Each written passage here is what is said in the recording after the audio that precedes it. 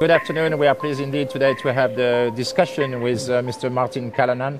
Mr. Martin Callanan is a distinguished member of the Envi Committee. He's a member of the European People's Party, and in his native Britain, he is a member of the Conservative Party. Mr. Callanan, good afternoon. Good afternoon.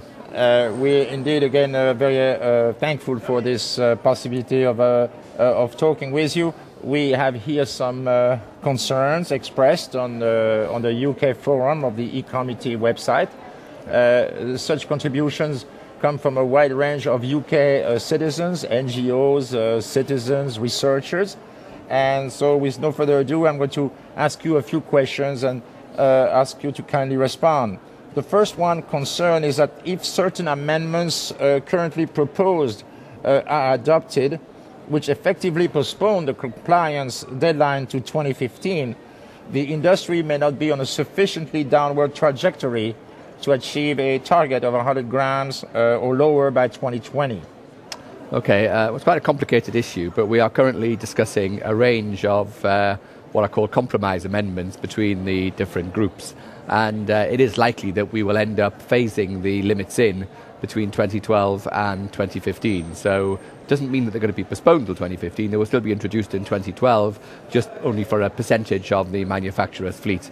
And that percentage is still being negotiated.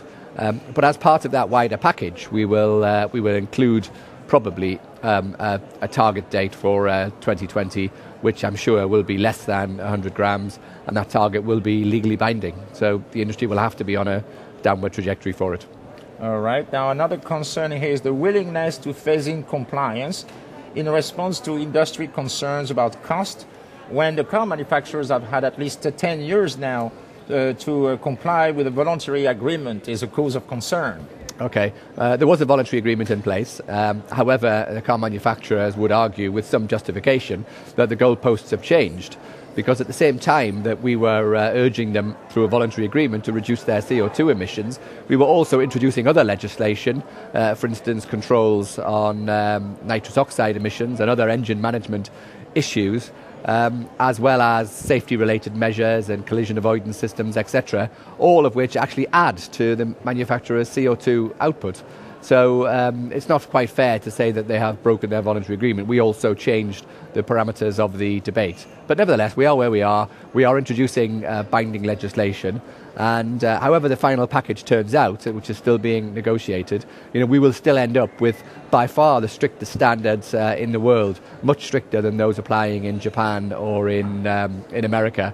And whilst I appreciate that these are not to the liking of some of the more extreme environmental groups, nevertheless, they are still very challenging targets. Mm-hmm. Now, a third question here is the perceived need for bold long-term targets, such as phasing out fossil fuel vehicles by a certain deadline, example 2040, or regulating against the production of the most powerful cars.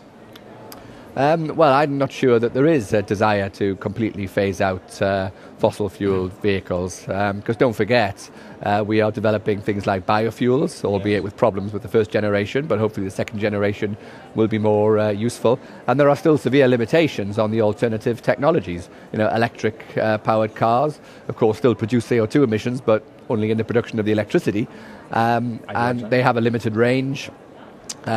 There are other alternatives such as fuel cell cars that are still being in development, and billions and billions of pounds have been spent on development of these cars, and yet they still haven't reached production levels. So I'm not sure that there will ever be a time when the internal combustion engine will leave us completely. And the second part of the question was about phasing out certain powerful cars. I don't support that at all. I think there has to be a range of vehicles available. We're not in the business of banning certain types of vehicle or car just because we don't like them. There will be a steady reduction to more fuel-efficient cars, and even the more powerful cars will still have to become appropriately more fuel-efficient over time. So every manufacturer in every market segment will have to do its bit, but I don't think it's down to us to pick and choose what car should and should not be available. All right. Now,